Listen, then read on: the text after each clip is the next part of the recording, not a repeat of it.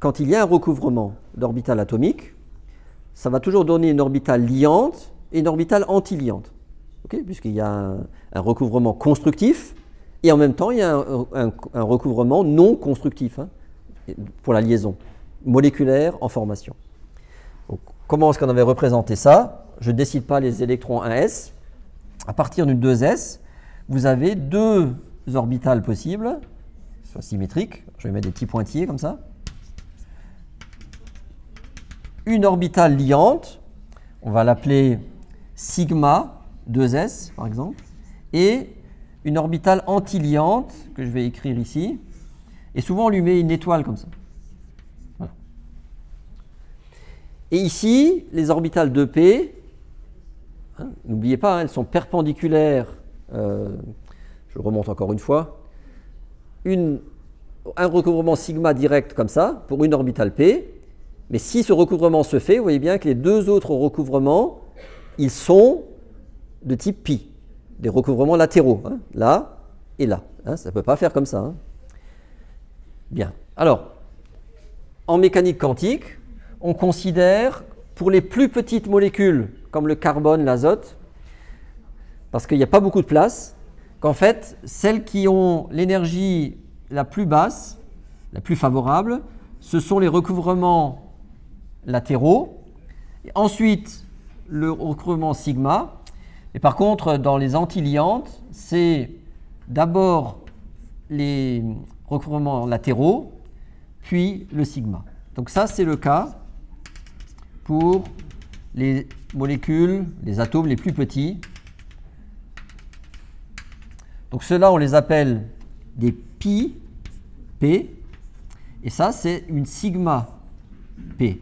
Okay, et ici, on a des pi étoiles, et ça, sigma étoile P. Voilà la situation pour simplifier. OK? Alors maintenant, on va mettre là-dessus des électrons. En jaune. Là, il faut suivre. Hein. On va d'abord faire le carbone. On va envisager la petite molécule C2, donc 2 atomes de carbone. Le carbone, 6 électrons, donc 4 électrons dans la couche 2s. Donc il y a 2 électrons ici, un électron là, un électron là. Et bien sûr, de l'autre côté, c'est pareil.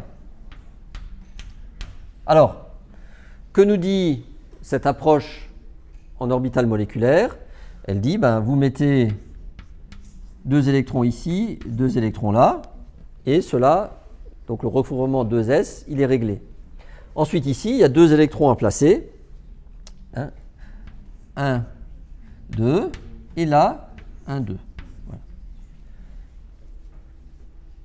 Donc, c'est ce que propose l'approche quantique dans une petite molécule C2. Comme ça. Donc, les électrons, 2 électrons là, 2 électrons là, 4 électrons à placer sur les orbitales liantes. Maintenant, on va faire le calcul. Vous savez que pour calculer l'ordre de liaison, donc en fait le nombre de liaisons, hein, simple, double ou triple, eh bien on calcule le nombre d'électrons liants, le nombre d'électrons antiliants, on fait la différence et on divise par 2. Alors on y va. Ici il y en a 2 liants, 2 antiliants. Donc en fait globalement, hein, ça n'apporte rien au système. Et ici, il y a 4 électrons, ils sont tous les 4 liants. Okay, donc 4 liants, on va écrire ici, 4 électrons liants. On divise par 2, donc l'ordre de liaison est égal à 2. Ça veut dire qu'entre 2 atomes de carbone, une petite molécule C2, c'est une double liaison qui existe. Okay, il n'y a pas d'électrons célibataires. Ça va? C'est le premier exemple. Donc ensuite, on va faire N2, puis O2, puis F2, puis N2, puis NE2, pour voir si ça existe. Alors, les électrons qui sont là, je vais les laisser, puisque ceux-là, on les retrouvera toujours, hein, puisqu'on rajoute maintenant des électrons. On est d'accord, monsieur? Hein, on en rajoute. Hein, c'est pour vous que je fais surtout. Alors, maintenant, on est dans l'azote. Donc, l'azote, il y a un électron supplémentaire. Donc s'il y a un électron supplémentaire, eh bien, vous voyez bien que les deux électrons vont se mettre là. Je ne vais pas tout réécrire, hein, d'autant plus que c'est enregistré. Si on calcule maintenant l'ordre de liaison, ici, bien sûr, vous voyez que ça ne contribue pas, hein, l'ordre de liaison qui vient de là, c'est nul. Ici, il y a 6 électrons liants. Divisé par 2, ça fait 3. Et l'ordre de liaison, c'est bien égal à 3. D'accord? Ça, on l'a vu la fois dernière. Donc, c'est une triple liaison entre les deux azotes. Vous êtes d'accord?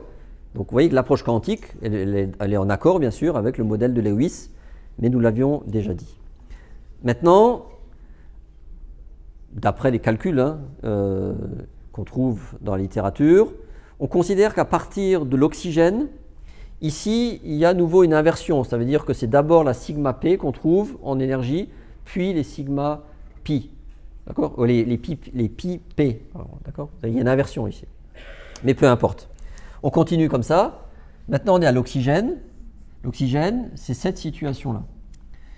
Et donc, les deux électrons, hein, monsieur, supplémentaires, tu vois, ben, où est-ce qu'il y a de la place pour les mettre? Là et là. Et ça, c'est très important de le voir. On va se mettre comme ça, un instant. Ça indique quoi? D'abord, l'ordre de liaison. Avant, on était à 3, d'accord? Donc, on avait 6 électrons liants. Et maintenant, on a 2 électrons non anti-liants. Donc, tu fais 6 moins 2, ça fait 4. Divisé par 2, ça fait plus que 2. Donc, effectivement, c'est dans le modèle de Lewis, hein, on considère l'oxygène comme ça. Hein, tu te souviens? Avec une double liaison. D'ailleurs, les distances mesurées confirment ça. Donc ça, on est OK, mais ce que montre surtout ce diagramme d'orbital moléculaire, c'est que sur cette molécule d'oxygène, il y a 2 électrons qui sont célibataires. Et c'est ces 2 électrons célibataires qui sont à l'origine du paramagnétisme. Quand il y a des électrons toujours comme ça, à 2 sur une orbitale, il n'y a pas de paramagnétisme. Ça provoque ce qu'on appelle du diamagnétisme. Quand il y a des électrons célibataires, on appelle ça le paramagnétisme. Et là, il y en a 2. Tu vois, donc c'est fortement paramagnétique l'oxygène O2. Mais c'est bien pour la molécule O2, hein. On est d'accord? Donc, tu vois, ça vient de là. On continue. Maintenant, on est à quoi là? Oxygène, fluor, F2, ça existe comme molécule. Hein. Un électron supplémentaire qu'on met là. Et donc, hop, qu'est-ce qu'on constate? Il faut mettre ces 2 électrons ici. Hein, on respecte toujours l'ordre de stabilité énergétique. On calcule l'ordre de liaison entre 2 atomes de fluor. Vous voyez, tu vois que c'est plus que 1. D'accord? Il y a 1, 2, 3 doublés sur chaque fluor. Et d'après le modèle de Lewis, une liaison. On va vérifier. Ici, 6 moins 4 maintenant. Ça fait 2. D'accord? Le nombre d'électrons liants moins anti-liants. Divisé par 2, ça fait plus que 1. Une liaison simple entre les 2 atomes de fluor. Et maintenant, vous voyez où je veux en venir. Si maintenant, on regarde, si on met un électron supplémentaire et on veut comprendre pourquoi Ne2 n'existe pas, eh bien, ça c'est la situation hypothétique du néon, d'accord? D'une molécule néon Ne2. Mais pourquoi ça n'existe pas? Parce qu'il y a autant d'électrons liants que d'électrons anti-liants. Donc si vous calculez l'ordre de liaison, ça fait combien? 0. D'accord? 6 moins 6, ça fait 0. Donc il n'y a pas de liaison.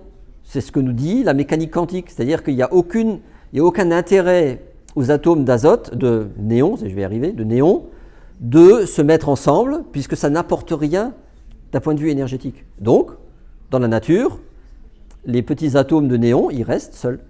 D'accord? Parce que il ne sert à rien de se regrouper avec l'autre, il n'y a aucun apport énergétique. Vous avez compris? Vous voyez, l'approche en orbital moléculaire est intéressante de ce point de vue-là. Vous savez que l'oxygène est un peu plus électronégatif que l'azote. Donc, ici, l'azote, on va le mettre, allez, 2S par là, et les 2P par là. L'oxygène étant plus électronégatif, hein, ça veut dire qu'il est un peu plus bas en énergie. Hein. Donc on va le mettre par là. Et la 2S aussi. Mais la différence d'énergie n'est pas trop grande et le recouvrement est possible.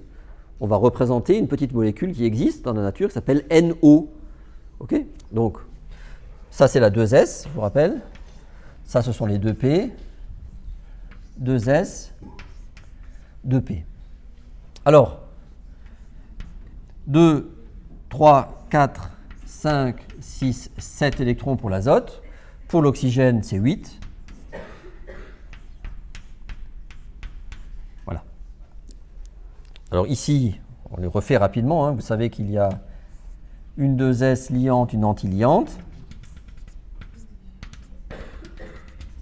Okay, comme ça. Et il y a un recouvrement possible, mais ça n'apporte pas d'énergie au système. Autant d'électrons liants que d'électrons antiliants. Maintenant, ici, qu'est-ce qui se passe? Eh bien, c'est une situation avec des atomes relativement petits, où il y a d'abord les 2p, ensuite la sigma, puis les 2p étoiles, puis la sigma étoile. D'accord? Liant, antiliant. Il y a la petite inversion ici parce que les atomes sont très petits. Ben, il faut placer les électrons. Ici, il y en a 3. Là, il y en a 4. C'est aussi simple que ça. Donc, on y va. Donc, 3 plus 4, ça fait 7.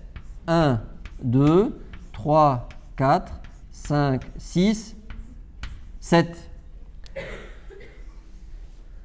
Qu'est-ce que ça nous indique? Ben, très probablement, et c'est le cas bien sûr, NO a un électron célibataire. Donc en termes de réactivité chimique, c'est important de le savoir. Et c'est une molécule également paramagnétique.